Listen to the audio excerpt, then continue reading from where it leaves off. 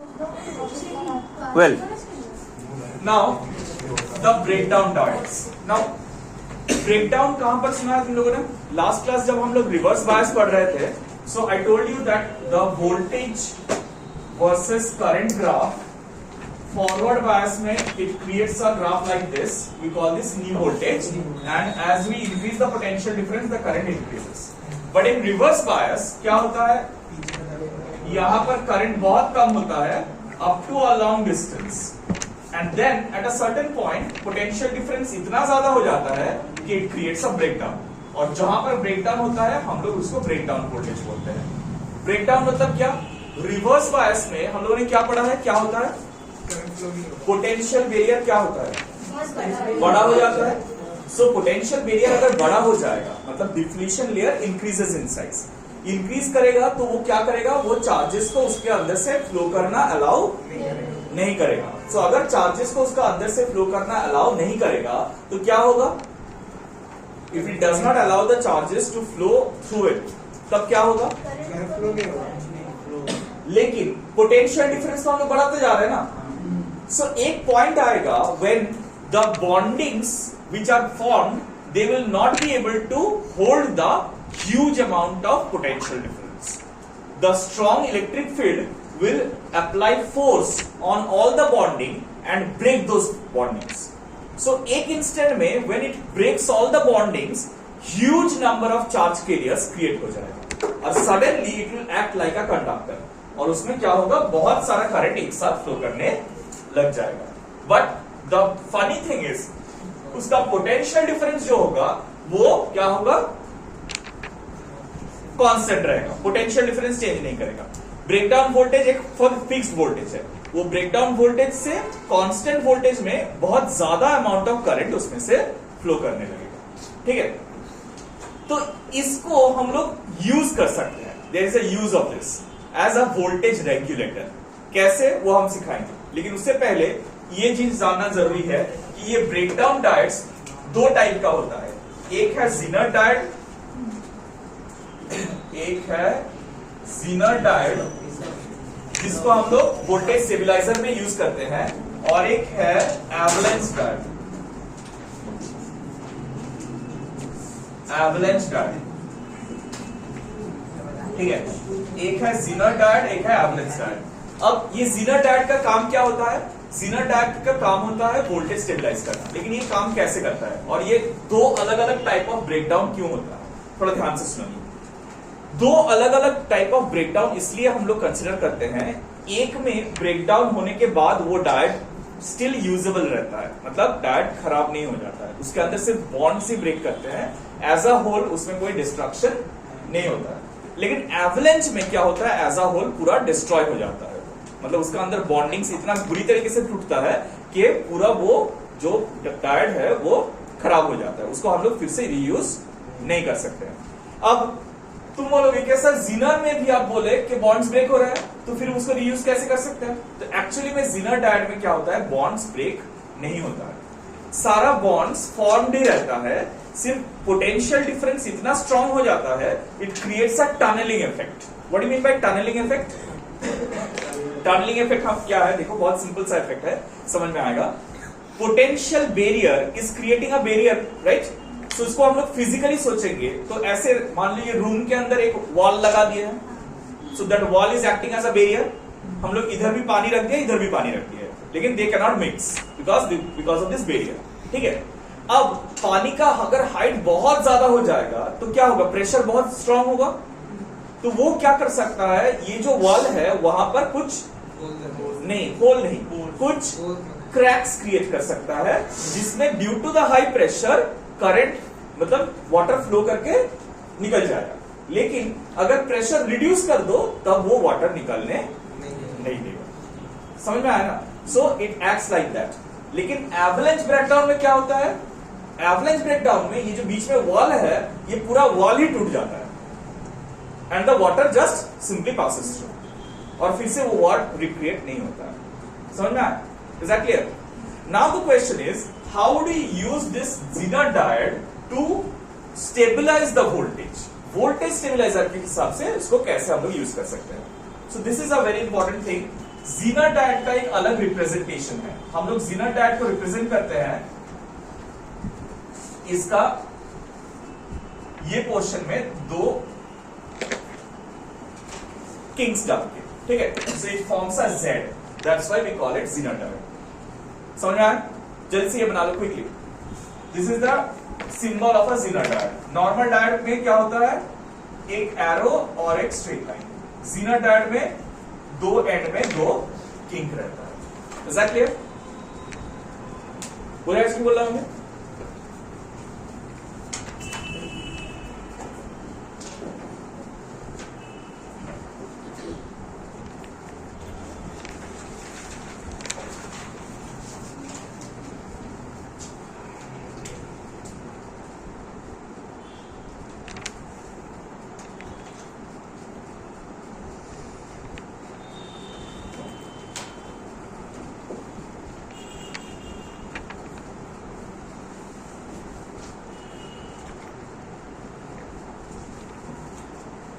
और ये Zener diet जो है ये ऑलवेज रिवर्स बायस में ही काम करता है।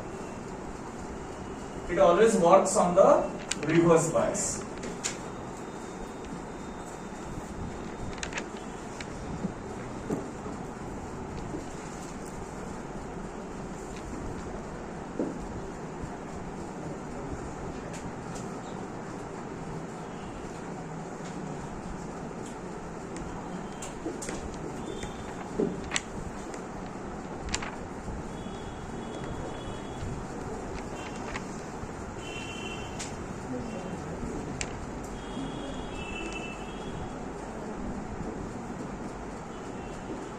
अच्छा, see, say you have a very sensitive circuit, like say you are using a laptop and you have plugged it into a mains और वो चार्ज हो रहा है लैपटॉप, ठीक है।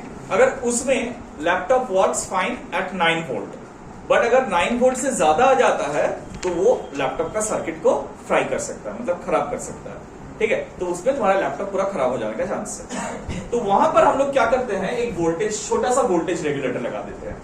ये एक जीनर डायोड यहां पर लगा देते हैं। और याद रखना, Zener diode always reverse bias में काम करता है। किसमें काम करता है? क्योंकि रिवर्स बायस में ही वोल्टेज ब्रेकडाउन होता है ना। ब्रेकडाउन तो रिवर्स बायस में होता है, फॉरवर्ड बायस में कोई ब्रेकडाउन नहीं होता, उसमें तो अलाउ होता है ना करंट। समझ में आया? अब मेरा बात थोड़ा ध्यान से सुनना।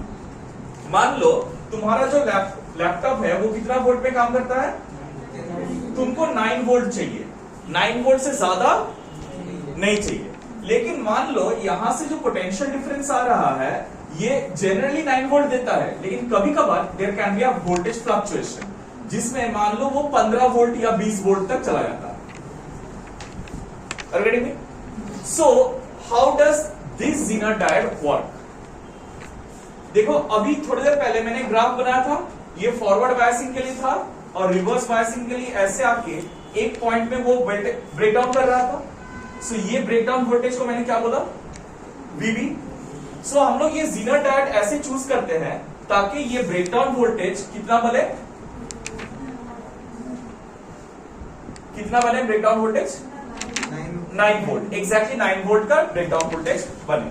तो उससे क्या फायदा हो जाएगा हम लोग? अगर ये जो करंट यहां से फ्लो करके यहां पर आ रहा है, ये अगर 15 वोल्ट का हो जाता है, कितना वोल्ट का हो जाता है? तो ये जो डायोड है ये ब्रेकडाउन मोड में चला जाएगा। ब्रेकडाउन मोड में चला जाएगा मतलब इसका ब्रेकडाउन हो जाएगा। क्यों? क्योंकि ब्रेकडाउन वोल्टेज कितना है? 9 और हम लोग सप्लाई कर रहे हैं कितना? उससे ज्यादा वोल्टेज सप्लाई कर रहे हैं, तो ये ब्रेकडाउन मोड में चला जाएगा। ब्रेकडाउन मोड में एक diode acts exactly like a conductor. मतलब कंडक्टर मतलब उसमें कोई रेजिस्टेंस नहीं है, तो करंट यहां पर पहुंचेगा तो वो इधर जाएगा या इधर फ्लो करेगा? क्यों? क्योंकि यहां पर फिर भी रेजिस्टेंस है, यहां पर तो रेजिस्टेंस नहीं है ना, तो ज्यादातर करंट इसमें से फ्लो करके निकल जाएगा। और तुम्हारा सर्किट में कितना वोल्ट जाएगा? क्यों? क्योंकि ब्रेकडाउन वोल्टेज में तो वो तो फिक्स हो गया है ना। वो जो डायोड है वो ब्रेकडाउन वोल्टेज में फिक्स हो जाता है, उससे ज्यादा पोटेंशियल इंक्रीज करने नहीं देगा ना, वो तो करंट सारा फ्लो करवा दे रहा है यहां से। अरगड़ी में तो उधर कहां जाएगा? ये वाला ये करंट क्यों जाएगा उधर? एक बार अगर ब्रेकडाउन हो गया, नहीं, ब्रेकडाउन अगर हो गया यहां इसके अक्रॉस तो पोटेंशियल डिफरेंस तो बच जाएगा ना 9 वोल्ट ही। इसके अक्रॉस ये जो 2 पॉइंट है इसके अक्रॉस पोटेंशियल डिफरेंस तो 9 वोल्ट बच जाएगा ना, हाँ या ना? अरे ये ब्रेकडाउन वोल्टेज ये ब्रेकडाउन वोल्टेज 9 वोल्ट का एक्ट करेगा। तो ये जो 2 पॉइंट है इसके अक्रॉस अगर पोटेंशियल डिफरेंस होगा और हम लोग एक सर्किट कनेक्ट कर देंगे तो करंट फ्लो नहीं करेगा उसमें से, समझ में आया? लेकिन ज्यादातर जो चार्ज है वो यहां से फ्लो करके निकल जाएगा और ये हम लोगों का सर्किट जो है वो बच जाएगा, समझ में आया? और जैसे ही ये 15 वोल्ट से रिड्यूस होके मान लो 8.5 वोल्ट पे आ जाएगा या 9 वोल्ट में आ जाएगा, 9 वोल्ट में आ जाएगा, ठीक है, 9 वोल्ट से थोड़ा नीचे है, तब क्या होगा? ये फिर से will act as a reverse bias. Reverse bias मतलब यहां से कोई करंट फ्लो करने ये नहीं देगा, तो सारा करंट यहां से फ्लो करके जाएगा, समझ में आया? So even if the voltage creates a fluctuation, तब भी ये इसमें से करंट फ्लो करके नहीं, मतलब इसमें से ज्यादा करंट फ्लो करके नहीं जाएगा। ये ऑलवेज 9 वोल्ट में ही ऑपरेट करता रहेगा। बाहर तुम पोटेंशियल ज्यादा करो या 9 वोल्ट में रखो, उससे कोई फर्क नहीं पड़ता है। तुम अगर ये 9 वोल्ट से कम कर दोगे, मतलब मान लो 7 वोल्ट कर दोगे, तब इधर 7 वोल्ट ही क्रिएट करेगा। क्यों? क्योंकि this will act as a resistor, माने स्ट्रॉन्ग रेजिस्टर, मतलब इसमें से कोई करंट फ्लो करके नहीं जाएगा, इसका रेजिस्टेंस इनफाइनाइट हो जाएगा, ठीक है? सो मतलब क्या है, जब हम लोग यहां पर ब्रेकिंग वोल्टेज से कम वोल्टेज अप्लाई करेंगे, this will act as a perfect resistor, मतलब इसका रेजिस्टेंस इनफाइनाइट हो जाएगा। और जब इसमें ब्रेकिंग वोल्टेज से ज्यादा वोल्टेज अप्लाई करेंगे, this will act as a perfect conductor, मतलब इसका रेजिस्टेंस 0 हो जाएगा। फर्स्ट केस में रेजिस्टेंस अनडिफाइंड हो जाएगा और सेकंड केस में रेजिस्टेंस 0 हो जाएगा। सो कोई भी सिचुएशन में हम लोगों का जो सर्किट है उसमें हाई पोटेंशियल डिफरेंस नहीं पहुंच पाएगा। That is how a voltage regulator works. समझ में आया? एक बार जल्दी से लिख लो, ये वाला डायग्राम बनाओ, I will make you right something quickly, जल्दी से। अच्छा, यहां पर A और B मार्क कर लो, यहां पर C और D मार्क कर लो, ठीक है? ये अनरेगुलेटेड वोल्टेज है, रेगुलेटेड वोल्टेज है। Right this down. When the potential difference across AB, when the potential difference across AB, potential difference across AB is less than breakdown voltage of the Zener diode, is less than breakdown voltage, is less than breakdown voltage of Zener diode,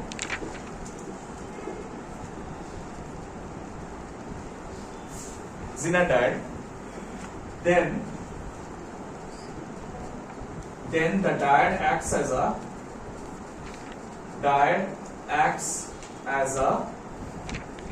perfect resistor, and all the currents, all the charge flow through the load resistor,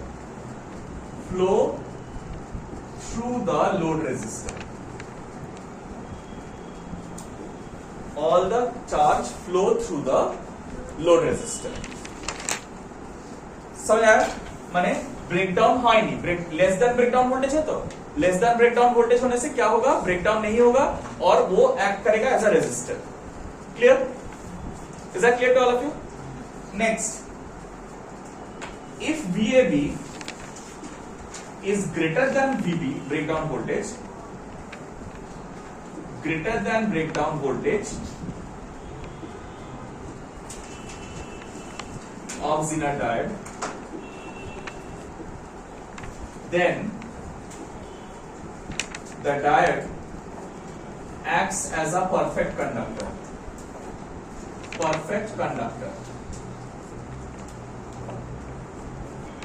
and the potential difference across it becomes constant,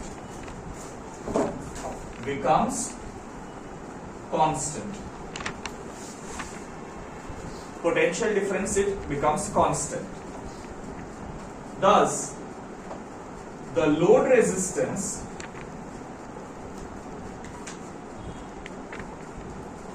receives a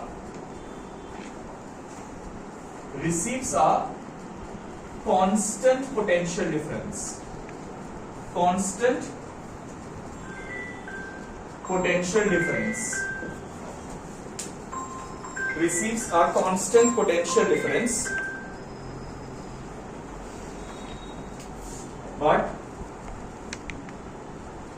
load resistor receives a constant potential difference, but constant potential difference, and the maximum current flows through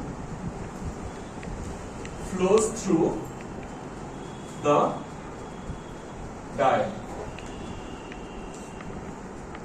thereby saving the load resistance.